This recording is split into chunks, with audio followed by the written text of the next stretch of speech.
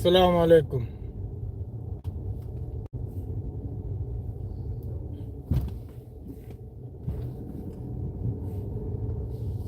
Duty चलिमने इताऊ ma'am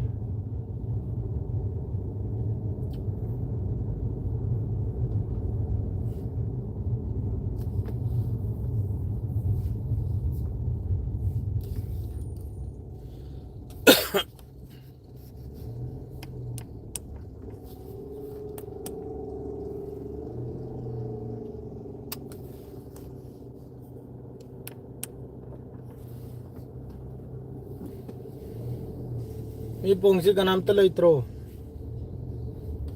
hello brother, hello hello, how are you? नुंगाइरी इताऊ याम साथिन नुंगाइरी थबुक चलिमनी दुलाइब अमा अदुम थोक चरकपा नालपकी ओइना मी मखै की कमेंट से जोमते इंगलमगे अद्रैदि मी पोंग कना कना ऑनलाइन द लेबनो कना कना करी करम पावनो अना एक लेनद्रा अदुगुम पाव मचाम तलरम गायना अदुम वखल से खलैमने गाड़ी से थौना ने ड्यूटी से चतना सिदबुदी हौजी वारीमने पैसा ताली पैसा तालेगा पैसा से लेफौदब तारगदि याखोइना हल्लेगा करिनो तौगदौरे चाइना ममुकसु खल्लिमनि वाखल से हजुक फाउबुदी थागी तोलोब फंगी थबुक सूरी अहेलबो पैसासु फंगी मयामम फंगी अदे फैसिलिटी से लोइना फंगी अना एक थोगलासु इंश्योरेंस लेबनिना लुपा चाम चंगनी मफम दिरे लुपा 10 ना कोनै को थबुक पुनमक लिखनो कोनै अब पैसा मसिंग खरना मैं कोई एसी से हम तो ऑन तौखिके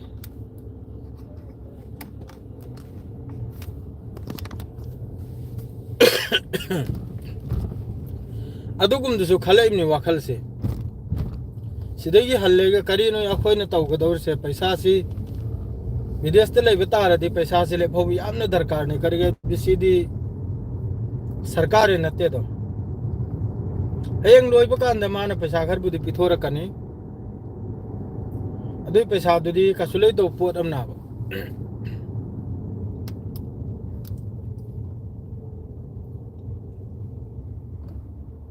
करी हायरुनी करी न तौरसे करिम त ज्ञान में नम तादे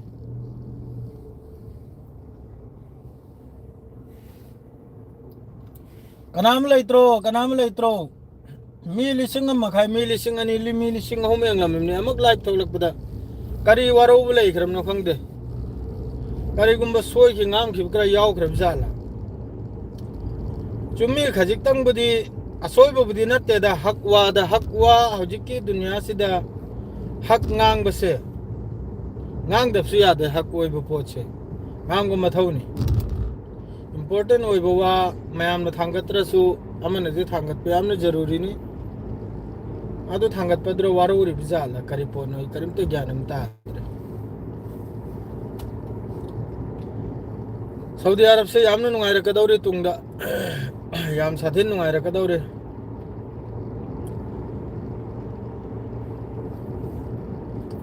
इजन साबा कोंगायमसु बुम्बेदा मियोय खरमसु याम नुंगाइदौरे मुसला तादौरे फजना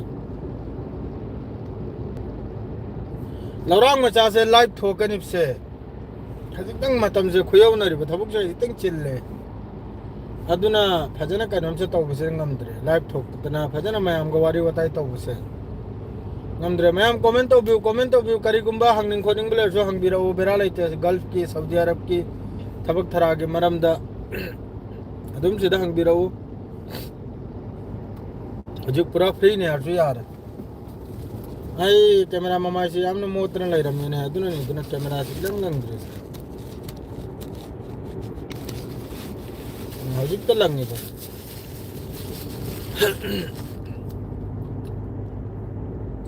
हजिक न मुखालफा से न कल खरीबा मोबाइल से पाइबगा कैमरा से न मथक छिर पई खरे गाते गाते कैमरा तनी हां न बुलुपा चंगा और रमी काफो कांदा हजिक न बुलुपा चांपल सिदी यौ खरे है लुपा चांपल सिदी इंडिया की लुपा लिसिंग कुल की न यादनी फोटो में काफो बदल लुपा लिसिंग कुल पी लागी दौरिम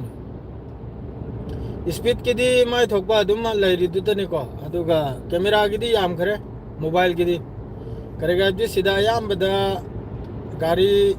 येजन नबा मादरे दी अमा खुदोंग थी बथोक पसी मोबाइल से थोइम ना या कोई भाव तक मोबाइल से यंग थप कांदा नाकल में कनम तौ ख्या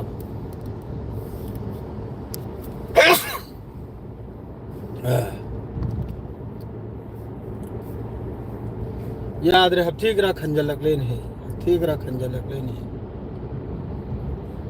गाजा की सिस्फायर कई दौरे है ना रोजा गाजा की सिस्फायर सी अल कासिम गाजा दल इरबा मखोई की हजी की ब्रिगेड मखाई ना हारिम ना वो इजराइल ने कनम तो इसी ने या कोई की सिस्फायर की उल्लंघन सिस्फायर काय बे थबुक तो बा अदु की सिस्फायर से काय ने ना हाई बे वानी दा सिस्फायर काय देता मादरे नेजरिन एक्सेस ता मखोई ना केमलांग साधन ले रंबदो आईडीएफ ने अदु थादोक तना चखरे अदु नेजरिन हारि मफम सिदा फिलिस्तीनी मखै अदोम दगी हजिक चंगजलक लाबा नॉर्दर्न गाजा रोमदा अमरोमदा गाजा की सी अदुम स्टेटमेंट से इस्लामिक कंट्री मखै सिना अदुम स्टेटमेंट से पीदन लैरे अदुम कोइराव तो लाउन लैरे करिम ते तोफम लाफम खंगद्रे खंगिब्राना लोइना सी आसिसो अचौबो पॉलिटिक्स राजनीति एमनी खंगिब्राना मिडिल ईस्ट की अहिलोम तेन चावबो पॉलिटिक्स नि अदु हुती लैरी हुती नाइरे एखोइ रे करिम ते टेंशन लौरो नाना अदुदा पूरा वा पुनमक लोइ करम एखोइ लै गाजा द लैरिबो मियोय पुनमक कनाम तो टेंशन लौरुनु एखोइ लै नहोय दमक ताइना अदुदा वा अतोप कनाम ते मथौ ताकिद्रे लोइ करम एखोइ लै हाइ किबदना इजराइल ने लान तौबो हौरे हुती नाइरी मा रेत सिदसु ऑपरेशन हौनी मादुगा इजराइल की मथक तसु लान ताने आइना अदरेदी जोर्डान जो अदुम हाइब सागलिम नि दा अदुम मखोय मखै जे एंग सिदा लैरिबा फिलिस्तीन की माइकी मरी द लैरिबा कंट्री मखै से सीरिया सोमन सऊदी अरब मादरेदी जोर्डान मादरे मसर सी मखै से लोइना पॉलिटिक्स ngang मोहय सिगी वातारुन मोहय सिगी वालौरुन खंगि ब्रना ईरान ना हरक को वालो मादरेदी यमन ना हरक को वालो अदुगा मखोय मखि ना हरक को वा सिदा एखोय वा नै नरग कसु कानरो सेंग नाइबदा हजिक सेकंड फेज की मखोई वा हाई नि रेबा मी थादो थाजन की अमेरिका ना हरम नो अमुके दे लोइन थादो रो सेनि वादा अदो हजिक कनानो सीएम ओरिसे कनागुम खंगबले ब्रो सीएमसी ओइरब्रो नौना पाइरब जालो तो बुमीमा पे पाबुंग बिरेंदी थादोक लमलाइना नहलदगी दंग दंग दंग दंग लावरे माइकई मरीदा हजि अनौब सीएमसी कना ओरिब जाना एस मयाम नसी की लान लांग से अमतंग घटुन लोइजल्लदी भ्यू से खजितंग कानिम नि खंगिब्रने लान से लैजंदना भ्यू लांग से काद्रा बसेंग नाइबदा अमा अमने येंगनि बिसु येंद्रा मैते इसनाव ने येंगनि बिसु येंद्रे खुल ngaक पने न लोइना थोकरे मोबाइल खर एंगलम मियोय मखै दुदी लान सिदा खटुना अमक्त हे प्रभु अमक्त लोइजल बिरदी लाई में फनीदा शांति पुरक्तना पुन्ना मक्ता लाई में हराव निदा अमक खटुना अमक्त लोइजल बिखरा दिलान तो मिरुसे करगे दिसी ने मरम ओरगा भ्यू लांग से काद्राबा भ्यू जिन करिमोंग कारे आइबदा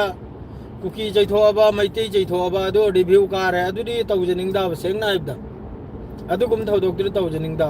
सुतौ रोय पुंसीदा अदु आइना हाइजबदी शांति से पुरकलदी भ्यू लांग जे खजितंग ने मयाम सु मसाम साइ थबुक थरा अमा कदम तो न पुरा मक तो चंगे एंजल लमगनी दना ए अखोय लोंदिन नबनी हमतम हाइ सपोर्ट तो बिसायना लोय मक्सु थबुक से वान रमनीना लान से थेंग रमनीना करिम तो उपाय लेत्रे सरकार मता होय खिमने कना वो करी करिम त खंगद्रे तौरिसे मी न नु चुपनी अमा अनि अदुम मिसक खंगदबा मिसक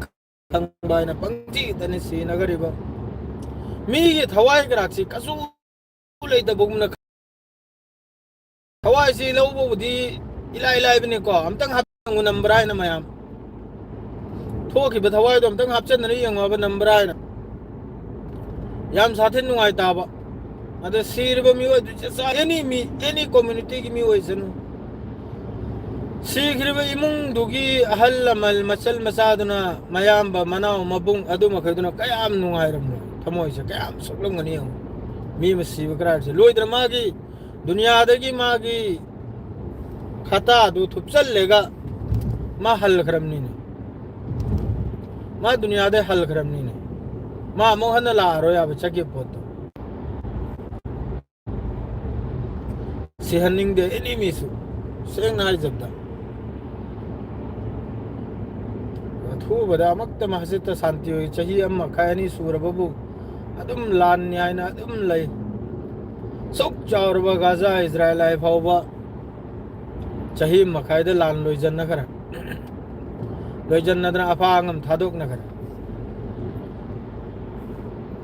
अदुने इन हाइजरिसे नुंगाय ताब सेंग नुंगाय ताब नुंगाय तो पोतु नुंगाय ताब सामी सिरसु असे हजिकी अनौबा सीएम लाइदुना अथोबदा फमलेगा आई हजिक आई कफिल की युमदे चलिमनी ताउबे नखोय मैम सपोर्ट से फजना तौद्रेदा नहीं फना सांगलेना 5000 सब्सक्राइबर से मक्ते योहन से हाइरिसी यौबीद्रे लेत्र लेखरा सब्सक्राइबर ग्राक से सुका का खिद्रे करिगनो खंगदेनी आयाम ना वीडियो ग्राक से शेयर तौद्र मारे अमा मत तौबीद्रे मारे दा भ्यूलांग ग्राक से 80 बोल खरेनी तलबु तंजल लामनी वीडियो ग्रा हाप न कोई खंगदरने अद्रैदी अचौबा यूट्यूबर ने ने लैरि मखै सिनबु करी हायरुनी मखोय मखै जामक्तंग अकाम पे न पाजन ममिंग जिल्ली सोइने इरेगा अकाम पे न चैद्रे में यारोय दरु मारे मखोय चैनल ददी हाइबा याबरे याने लाइबक चांग इन थोक बगुमनी अदो करी हायरुनी तो विदा बसेंग नाइबदा मखोय मखैना खजितंग रिकमेंड तो बिरब तारदी अखोय जो अदुम काबकम कहत पे याबना बा अदु रिकमेंड तो बिदे येंगु थिरु कांदा 10k इचनुपी अम खक करावाय गनो खंगदे मा खक्तंग दी 10k योबो मा खक्तंग दी सब्सक्राइब तौदन लैको अतै मखैदी 2k 3k 4k 1k लोइना 10k मखा गांगतनिदा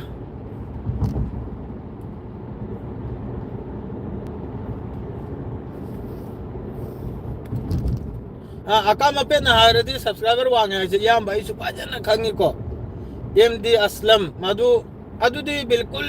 आई तौजनिंग दे सेंग नाइदा अदु तौ गार्डन हन आई 20k योग्रनी आइना कम्युनिटी अमने दाप ता मै चैथोक पदने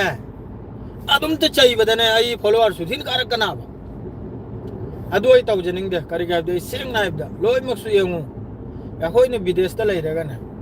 मी एमबु सुपंगांग देबिदा पंगांग गांग पंगजै चैबसे सुतौ तो नुंगदाबा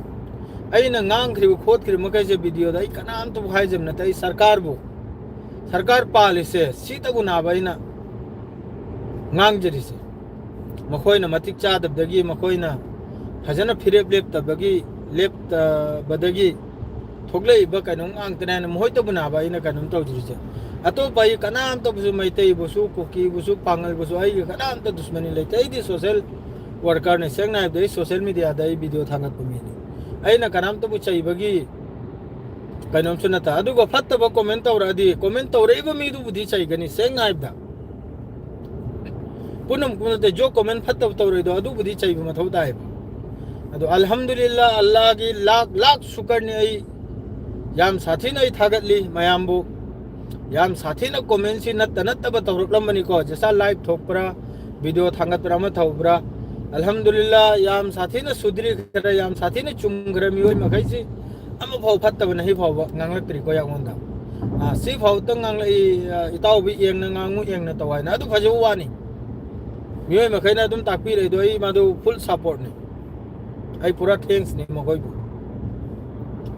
aduga फत्तब कमेंट मैम तौरकलम मखैदो हजि लोइना फखरे लोइना अफब आई सपोर्ट तौजरी नसिरबाई आई पूरा कनोमनी आई दुनिया यताने लोइना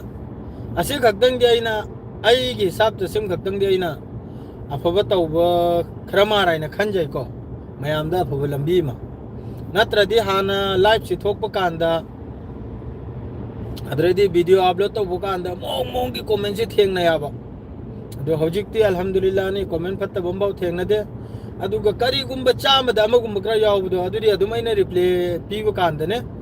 adum maasu mathangi video da adum asu adum alhamdulillah adum pareng chumna lakhya lambi chumna lakhi asem kaktang de aina aduga khangi ai su subscriber se kam launi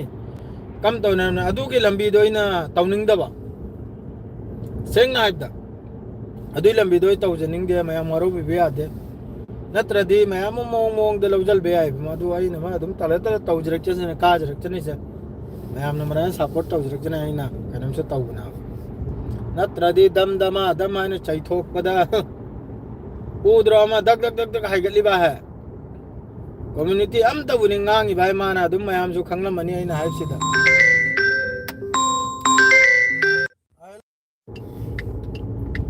napit ama su phone tawjal auri ba nalap sida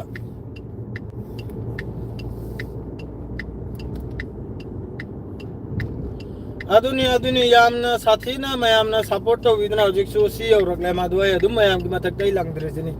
मयामना मराइना Matang तौजरक चने ने माराय subscribe अदुना चाहिदना खोतना तौबसी अखो इस्लाम दसु यादे मियम बुकसु न तबदे चाहिदना community हम बक चाहिबो खोत पसे सी फत्तो पनी अदु माना हलाल ब तौरे बस हाइबिरंगने ताव नंग तौरे दु खितंग दि हेंजली है आइना अदु फावबनी अदुगा कमेंट तो मेंदा फत्त लुक तंगांग लकपदी अदु गिदी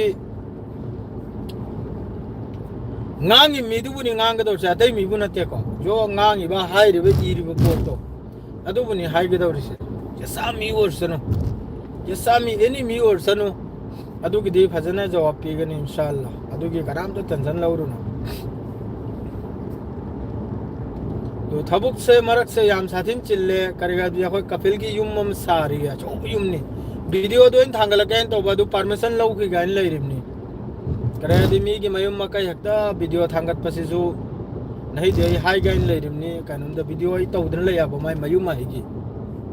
दो फजबु मयुम ने जो मयुम ने मादो नहीं परमिशन हम कतंग लौ खिगे वीडियो से थांगत पे यानरे यारो रायने याने आडी थांगलानी अदुगा यारो याडी थांगलक्तरे को अदि मी की मयुम मका हक्ता थांगत पसिजु नुआइते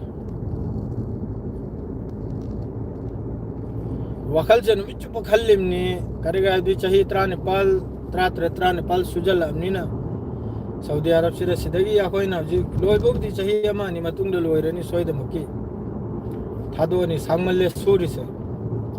सिदे हल्लेगा करिनो तौदोर से मिचुप से खल्लिमनी कोक से लंगधरिमनी करी बिजनेस नो तौदोर से करी करबानो पैसाबदि खजेगरा फंगनी वो खजेगरा कमा लैजरसु अलोट पैसा अदुने कईने करीगुंबा कारबार मादरे दी गाड़ी गुरा लौनी दसु मणिपुर लंबी द गाड़ी गुरा चलहल गनिब दसु रोड टैक्स मादरे दी नहारोल टैक्स अमत टैक्स अदु टैक्स अदरे दी लंबी मताहिगा तीन जर्मनी दसु सेंग ना है लंबी गाते गाते टैक्स में हम पी बकांदा दुम मुसलाता है दसु रुपा लिसिंग तरा मंगा की टिप तुदा लंबी लतांग लुपा लिसिंग तरा पिथोक में लुपा लिसिंग मंगा फंगबदुना दी कई दौरी तैयारम सिलबदु चखर दु पैसा अदुना करीनो कारबार तौदोर से दुकान तौनीरा करी तौनी करी त खंगद्रे द बिजनेस अमदी यामना जरूरी नी ना होय इंखोल सुखिब्रा चाउना फार्म तौखिबा अदुगुंबा मा अदुसु याय अदुम करीनो तौदोर से करीम त ज्ञानम ताद्रे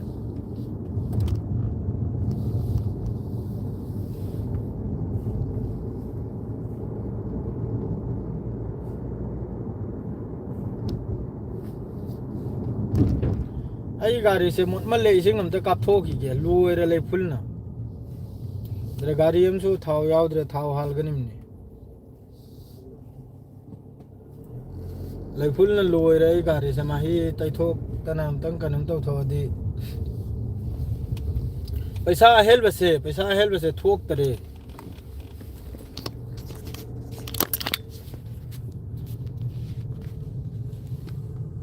सिदा लेरिबा कनम से हावरोइरा से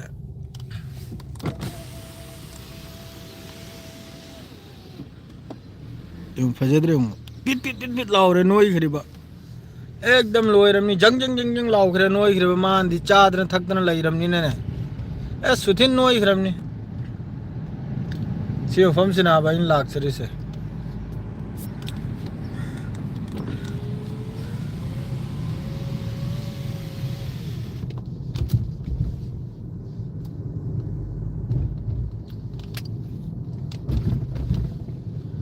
गाड़ी से लै फुल न मोट मल्ले अमतंग इसिंग सिदा फ्री लैये कापना निगाय जंग जंग जंग जंग लाउ अमतंग काप थोखि गे दो दी यंग सी बोट से यंग सी समंदर दने कनम तो बगी हिबोट निको सिगरा से लोय नहीं हिबोट ngang तने खोय की जहाज मचा मचा दो लोय नहीं खोय की कनम दो कुंबगी सीनबु संसद की वर्कशॉप हर दुनी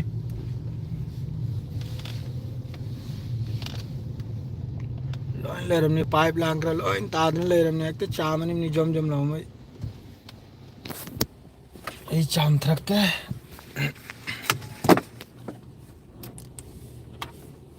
ये चाबी ग्राहक से जो अल्लाह अल्लाह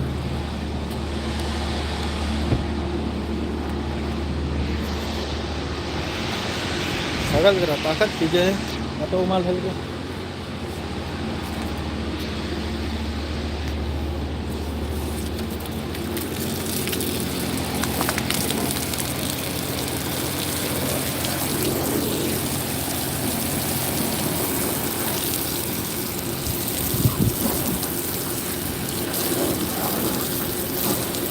सी खक्तनी तौगदौर से सी मखादा करिम तो तौब नते बस सुम चामथोकलमनी लोयरे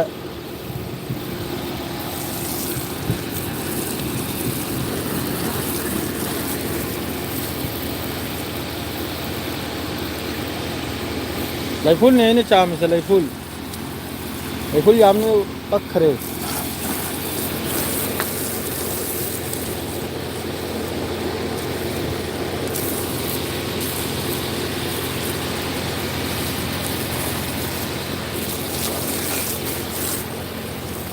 हीरो चल भैया हमने से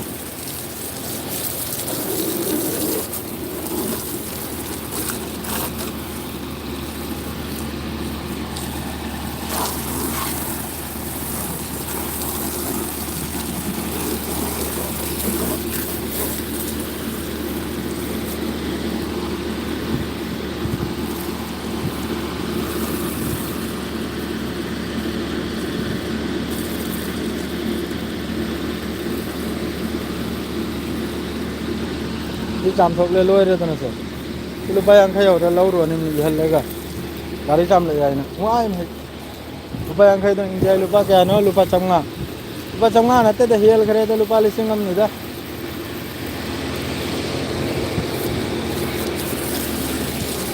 मांग करा से हम चामथोक की जे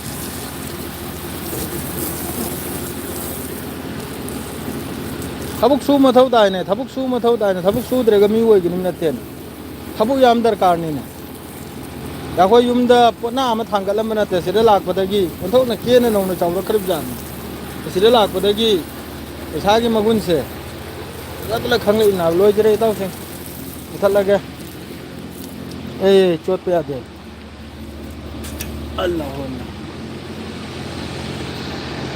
सिदे न क्या नुंगाय ने हाय ये चामथोक ले लोय रे गाड़ी फमले सिदे गाड़ी हांगथोकले सिदे फमले यदि सिदा हपचल ले चार्जर हपचल ले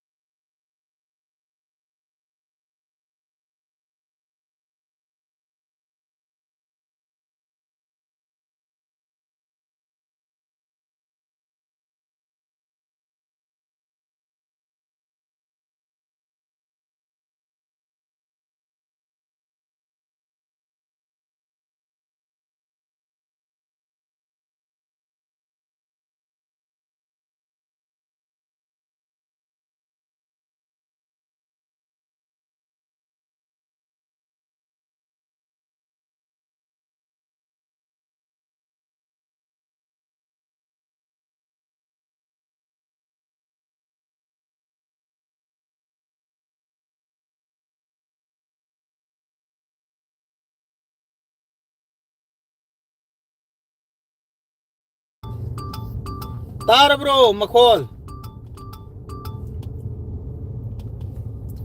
पैसा तालबदा इकाय बिसु यादे हौजिक की थबुक दे मु मिनिट अनिहुम खक्तनी सुरमिबा मिनिट अनिहुम दुदा लुपा यांगाई फंगले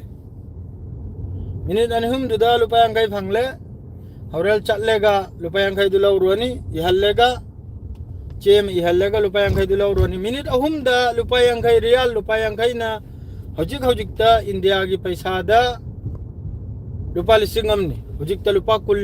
कुल नि थोई मखाई कुलुम थोई नि चली से रियाल हमना अदोडी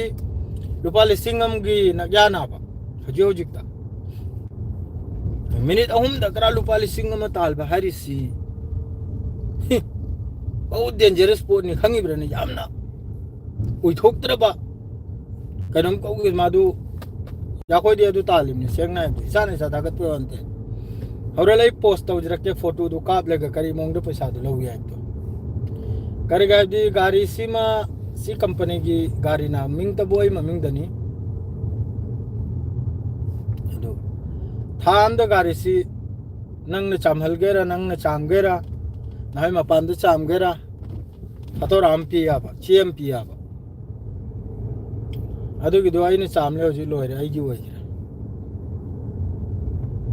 होजि चामरे के हमनी चंगले 2 मिनट निगाय 3 मिनट निगाय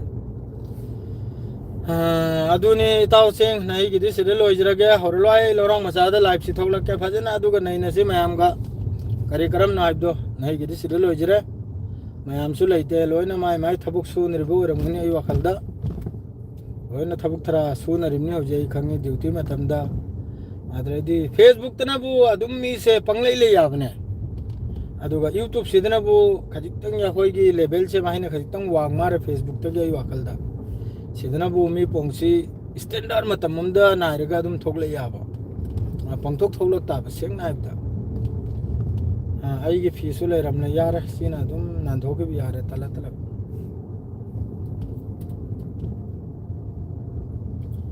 फरा नसी की दिसवा सिरे लोइजरगे को मैं हमारो भी आते करेगो मसोई के नंगा के भी यार सु नापी रो दुमा अस्सलाम वालेकुम।